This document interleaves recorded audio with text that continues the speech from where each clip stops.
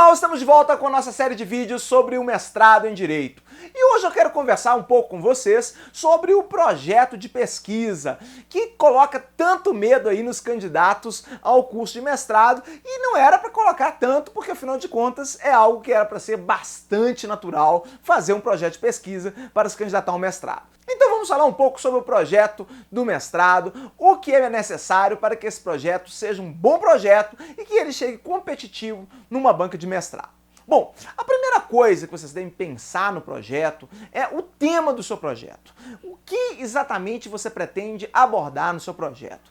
Se é direito penal, se é direito civil, se é direito tributário, ou seja, a área do conhecimento que você vai trabalhar e mais especificamente dentro daquela área, você vai ter que fechar cada vez mais o seu tema. Se é no direito penal, não basta falar que o seu tema é direito penal, isso é muito amplo. Então você tem que buscar me dizer se é teoria do crime, se é teoria da pena, se é parte especial, quer dizer, o que exatamente no direito penal você vai trabalhar. E se ainda você me diz que, por exemplo, é na parte geral do Código Penal, é preciso saber se você quer discutir tipicidade, antijuridicidade, culpabilidade, o que exatamente você quer trabalhar. Mesmo assim, ainda é muito amplo. Então, se você decidiu que você quer trabalhar com tipicidade, vamos trabalhar com tipicidade. Mas o quê? Os elementos objetivos do tipo penal, os elementos subjetivos do tipo, o que exatamente você quer trabalhar? Então, vejam. Quando nós trabalhamos com delimitação de tema, o ideal é que você vá afunilando, de tal forma que você tem primeiro a escolha da área, da grande área que você pretende trabalhar, e você vai restringindo, até o momento que você delimita o seu tema. E aí você vai dizer que você quer trabalhar, por exemplo, com dolo, ou que você quer trabalhar, por exemplo, com culpa. Quer dizer, o que exatamente você quer trabalhar? Claro que você saber que você quer trabalhar com dolo não é propriamente um tema ainda, porque não basta você ter a delimitação, é necessário que você tenha a problematização. Então, quando você tem a problematização, você não tem simplesmente sobre o que você quer trabalhar, mas o que você deseja demonstrar. Então, se você quer trabalhar com dolo, o que exatamente você pretende demonstrar? Você quer demonstrar, por exemplo, qual a diferença entre o dolo eventual e a culpa consciente, por exemplo? Se esse é o seu objetivo, você vai ter que transformar isso numa pergunta, né? Quais os elementos que vão diferenciar o dolo eventual da culpa consciente? Vejam que por aí você já começa a ter não simplesmente um tema, mas você tem um problema, você tem uma pergunta que você quer responder. Essa pergunta, ela é absolutamente essencial num projeto de pesquisa. E é isso que você deve buscar o tempo todo. Ter uma pergunta clara, uma pergunta que você pretenda responder da forma mais clara e objetiva possível. Se você tem uma pergunta, você também tem uma resposta provisória, né? Se você bolou uma pergunta, você tem uma resposta que você acha que você vai encontrá-la em algum momento. Essa resposta que você acha que vai encontrar é a sua hipótese, né? Então, para toda pergunta que você inventa, você acaba inevitavelmente pensando que você vai achar uma determinada resposta. Essa resposta que você imagina que você vai encontrar é a sua hipótese, que pode, no final do projeto, ser demonstrada como verdadeira ou como falsa. Isso não é um problema em si, desde que você faça, desde já, deixe claro que isso é apenas uma hipótese, né? Na verdade, ninguém tem obrigação, antes de fazer a pesquisa, de saber a resposta. Justamente por isso você faz a pesquisa, né? Para chegar à resposta. Mas você precisa ter, digamos assim, uma hipótese, algo que você ache que vai encontrar com aquela pesquisa. Então, com esses dois elementos, com a problematização e com a hipótese, você já tem basicamente a base do seu projeto. Tudo agora que você vai construir é em torno dos dois. Bom, numa candidatura ao mestrado, é muito importante que o seu problema e que sua hipótese, elas tenham aderência à linha de pesquisa do orientador pretendido. O que é essa tal de aderência? É basicamente o seu projeto ter a ver, ou seja, estar dentro do campo de estudos do seu orientador pretendido. Então, se o seu orientador estuda criminologia e você vai fazer um projeto entre a diferença de dolo eventual para culpa consciente, convenhamos que é algo que ele não está estudando. Né? E se ele não está estudando, não há como ele mudar o que ele está estudando para te agradar ou para te aceitar como orientando. Então, não force a barra. Se você quer discutir um determinado tema, faça o seu projeto para um professor que estuda aquele tema. Não force a barra, porque senão é muito provável de você ser reprovado por conta da aderência do seu projeto à linha de pesquisa do orientador.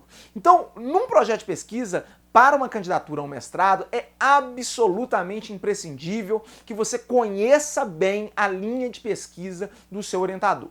Muitos programas de pós-graduação, para não dizer a maioria deles, traz a lista das linhas de pesquisa do programa, com o nome dos orientadores, com o nome dos projetos, explicando ali o que é a linha de pesquisa. Então o primeiro passo que você deve fazer é ir à página da internet do programa de pós-graduação e ver as linhas disponíveis. Não adianta você querer estudar direito astronáutico se você não tem um orientador para te orientar num projeto sobre direito astronáutico. Né? Não é o momento ainda de você dar um passo tão largo na sua carreira. Você deve começar pesquisando temas em que haja orientadores capazes de te ajudar nesse processo de aprendizado, nessa primeira grande pesquisa que você vai fazer. Então não tente dar um passo maior do que a perna, não tente querer fazer um projeto que não haja pessoas capazes de te orientar naquele projeto. A probabilidade de você não ser aceito é muito grande, porque o orientador simplesmente vai falar: eu não tenho como orientar esse projeto, ele não tem aderência à minha linha de pesquisa. E aí você vai ser reprovado, às vezes não porque o seu projeto é ruim, mas simplesmente porque ele não tem aderência à linha. Então vejam, as coisas mais importantes que você deve analisar. Primeiro, o seu problema. Ele tem que ser delimitado, objetivo, e você tem que ter uma hipótese bastante clara e definida, da forma mais objetiva possível. A segunda questão é se esse problema ele é aderente à linha de pesquisa, ou seja, aos estudos atuais do seu orientador, ou do seu orientador pretendido, porque ele ainda não é seu orientador. Né? Se houver aderência, você deve submeter o seu projeto, porque há uma boa chance dele ser aceito. Se não houver, não tem jeito. Então isso é absolutamente imprescindível. Agora, é claro que outros elementos são muito importantes. Não basta que você tenha um problema e uma hipótese. É preciso que haja alguma originalidade nesse problema, nessa hipótese. O que às vezes a gente percebe nos candidatos é que eles apresentam projetos burocráticos, projetos praticamente falando assim: olha, eu só quero meu título de mestre, né? E eu arrumei isso aqui só para justificar a minha existência no mestrado. Não façam isso, né? O nosso sistema jurídico está cheio de falhas. Tá cheio de lacunas, tem um monte de coisa para ser melhorada, tem um monte de coisa para ser aperfeiçoada. Será que ao longo dos seus 5 anos de graduação você não viu nada no curso de Direito que você quisesse melhorar, que você quisesse mudar, que você quisesse estudar a fundo para aperfeiçoar? Quer dizer, então, muitas vezes a gente vê o candidato sem saber qual tema escolher, na dúvida de como eu vou escolher um tema. É muito simples. O que te incomoda no atual sistema jurídico? Existem milhões de lacunas no sistema. Tem muita coisa errada no sistema. Alguma deve te incomodar.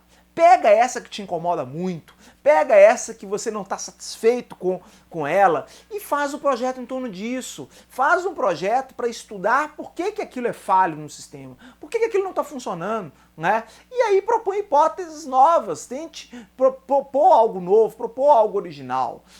As bancas, elas querem candidatos com ideias originais. Às vezes a gente vê os candidatos nas bancas, eu vejo muito isso às vezes nas minhas bancas, eles fazem projetos querendo me agradar ou querendo agradar os outros membros da banca, o que é um erro, né? Se existe aderência na linha, não fique tão preocupado em agradar. fique preocupado em propor coisas de fato originais, sem se preocupar exatamente se o seu orientador vai gostar ou não vai gostar, porque na verdade, quando o tema é novo, quando o tema é original, né, às vezes é muito mais importante para a banca perceber que o candidato está se preocupando com temas novos, com temas originais, do que a hipótese em si dele. Porque a hipótese ela é provisória. Às vezes você entra achando que vai defender uma coisa e depois você muda de ideia, né?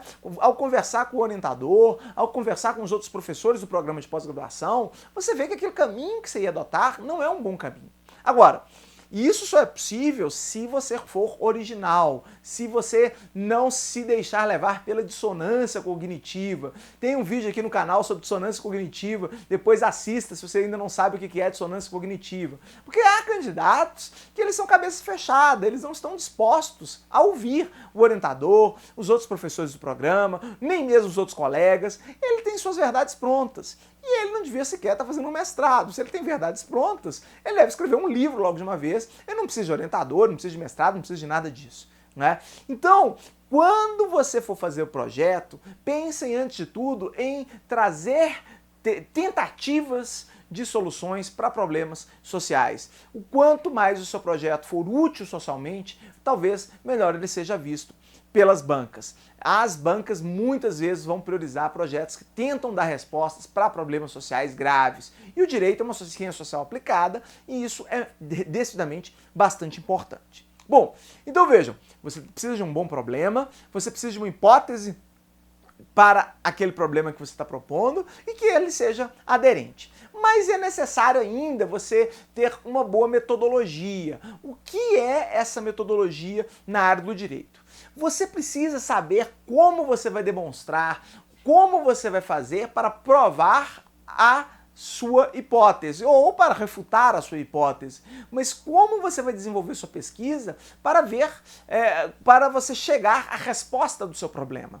E isso se faz por meio da metodologia, que pode ser uma pesquisa, às vezes exclusivamente bibliográfica, mas pode ser uma pesquisa que eventualmente envolva um projeto de campo, de você fazer algum tipo de pesquisa de campo, mas isso vai depender do seu projeto. Não ache que necessariamente a pesquisa de campo é melhor do que a pesquisa bibliográfica. Às vezes você tem pesquisas de campo extremamente mal feitas, especialmente na área do direito, onde as pessoas não têm uma formação para fazer pesquisa de campo, isso é natural, né? Então, nem sempre é bom fazer pesquisa de campo. Às vezes uma pesquisa bibliográfica bem feita é infinitamente superior àquele aluno ou aquele pesquisador que quer fazer uma pesquisa de campo a todo custo só para dizer que fez pesquisa de campo.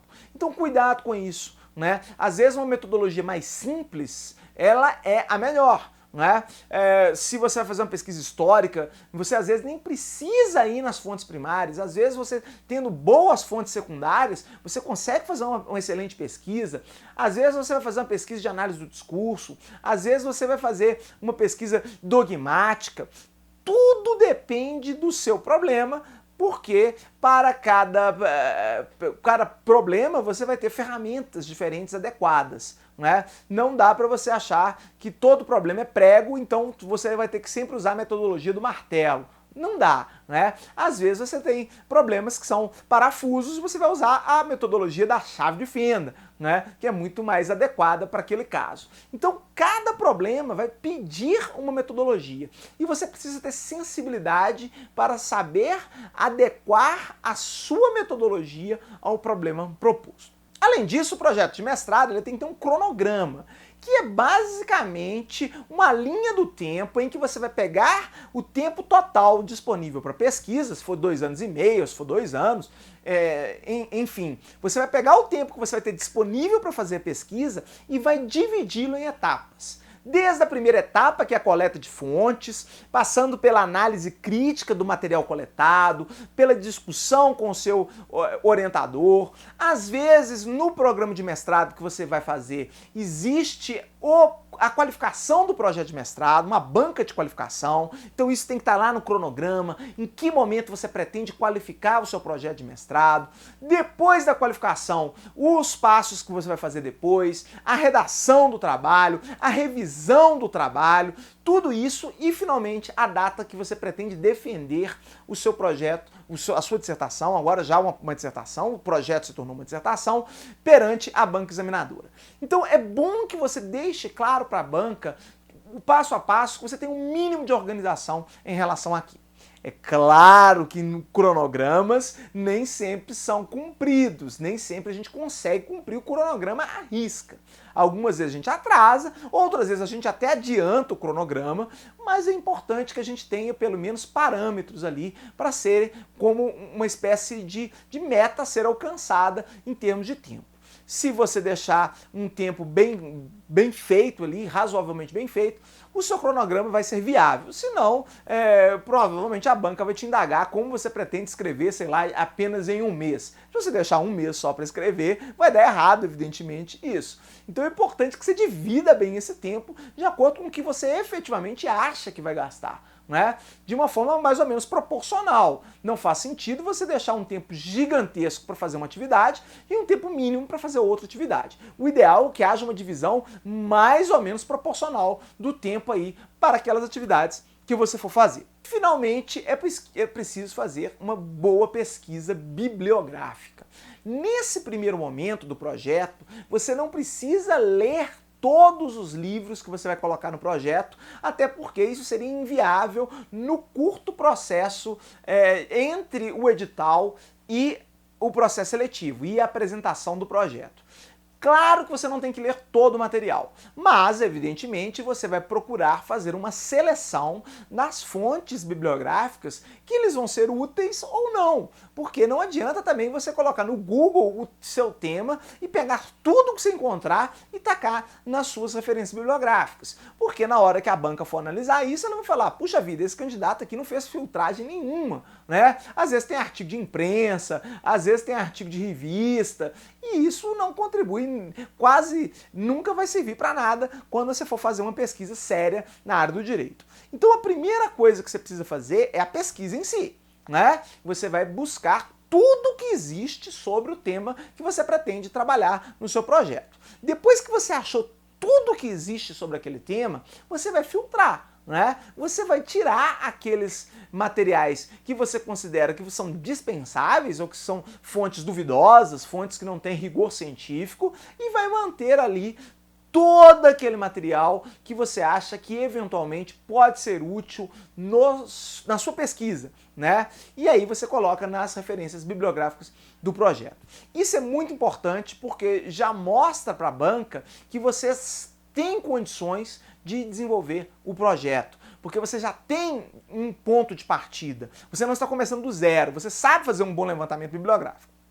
Se você chega com uma bibliografia frágil, se você chega lá com o seu projeto com uma bibliografia de 10 livros, a banca vai olhar para você e falar assim, mas meu amigo, você não deu assim, nem o trabalho de buscar fontes bibliográficas, então você vai passar, quando você passar no mestrado, aí que você vai se dar o trabalho de fazer isso? Não dá. Né? Evidentemente isso não vai funcionar, a banca vai já te filtrar ali porque você demonstrou que você não está tão interessado assim naquele tema e naquela pesquisa. Então é fundamental esse trabalho, é bastante trabalhoso, você gasta tempo com isso, mas é fundamental que você faça um ótimo levantamento bibliográfico e não, como eu disse, colocando tudo que existe. Você precisa filtrar aqueles materiais que não têm o rigor científico necessário para um projeto de uma dissertação de mestrado. Bom, com isso, você já vai ter um esqueleto de um projeto de mestrado muito bom, bastante razoável. E aí você vai ter que fazer a sua justificativa. Afinal de contas, você tem que vender seu peixe. Pense na justificativa de um projeto de mestrado como uma propaganda da utilidade social daquele projeto. Por que diabos é relevante uma universidade onde você está se candidatando de aceitar aquele projeto? Né? Às vezes o candidato ao mestrado ele tem a falsa impressão de que ele está se candidatando a simplesmente um curso, onde ele vai sentar e ficar assistindo aula. Né? Então é só ele fazer a melhor prova escrita que ele vai passar necessariamente. Só que o mestrado não é isso. O mestrado não é essa postura passiva do aluno de sentar e ser um mero ouvinte de aula. O mestrado exige-se do aluno uma postura muito ativa, porque ele tem que escrever muito, ele tem que produzir conhecimento. Então se espera que o aluno do mestrado seja muito mais como uma postura de um estagiário de pesquisa do que de simplesmente um aluno passivo que senta e assiste aula. Então, quando você for se candidatar a um mestrado, pensa dessa forma, pensa que você está se candidatando a um estágio de pesquisa e não a ser simplesmente um aluno que vai sentar lá e ser um ouvinte. Então, no seu projeto, você tem que demonstrar que a sua pesquisa vai ser útil para aquela linha de pesquisa, para aquele corpo de pesquisadores como um todo, e não simplesmente mais um trabalho burocrático de conclusão de curso. Isso é absolutamente importante, e você vai demonstrar a utilidade do seu projeto justamente na justificativa. Por que você quer pesquisar aquele tema? Por que aquele tema é importante? Coloque isso na justificativa da forma mais transparente possível e que, se de fato o tema for importante, a banca vai também concluir da importância desse tema e vai acabar prestigiando o seu projeto. Você vai ter uma boa nota e, se fizer uma boa prova escrita e uma boa prova oral, vai acabar sendo aprovado também, né? Então é muito importante que a justificativa seja bem feita. Bom, finalmente a última coisa que você vai fazer, e a primeira que vai aparecer no projeto, é a introdução, né? A introdução ela tem que ser bastante objetiva, você não vai esconder nada dos seus examinadores, não é para fazer suspense, não existe spoiler em projeto de pesquisa, então já na introdução você vai colocar todas as cartas na mesa, dizendo rapidamente cada um dos tópicos que você pretende trabalhar no projeto, e aí sim você vai ter um projeto bem feito, um projeto bem consolidado, que você vai fechar com a construção do seu resumo. O resumo vai ser escrito em poucas palavras, da forma mais objetiva possível. No resumo você vai ter que sintetizar a ideia do seu problema, a ideia da sua hipótese, a sua metodologia e a justificativa do seu projeto. Tudo isso vai ter que ser sintetizado em pouquíssimas palavras no seu resumo. O poder de síntese é muito importante do candidato, até porque isso vai demonstrar que ele é capaz de escrever depois uma dissertação. Se ele é capaz de fazer um projeto bem escrito, ele vai ser capaz de escrever uma dissertação bem escrita também. Bom, era isso, espero que vocês tenham gostado dessas dicas aí para o projeto de mestrado. É claro que são dicas rápidas, é simplesmente para dar um norte aí a vocês, para que vocês façam um projeto, mas isso não dispensa, evidentemente, um bom manual de projeto de pesquisa, uma boa conversa com pessoas mais experientes, que já fizeram projetos antes, que pode ser inclusive um orientando do seu orientador pretendido, ou até mesmo, se o seu orientador permitir isso, der chance de você conversar com ele, por que não? Tenta uma conversa com ele, alguns aceitam dar algum tipo de orientação na elaboração do projeto, outros não. Cabe a você perguntar isso de uma forma transparente, clara e objetiva. Se ele falar que ele não pode te dar dicas, tudo bem, não tem problema nenhum. Você busca aí a oportunidade de conversar com outras pessoas mais experientes sobre o projeto.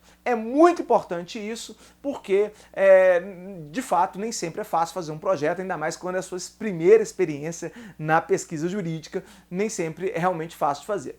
Mas se você fizer um bom projeto, você terá grandes chances de ser aprovado. Bom, era isso, espero que tenham gostado do vídeo. Se gostaram do vídeo, compartilhem com seus amigos, curtam o vídeo e se inscrevam no canal, porque afinal de contas eu vou continuar postando aí algumas dicas para aqueles que querem se candidatar ao mestrado, e se vocês estão inscritos serão notificados sobre elas. Um grande abraço e até a próxima!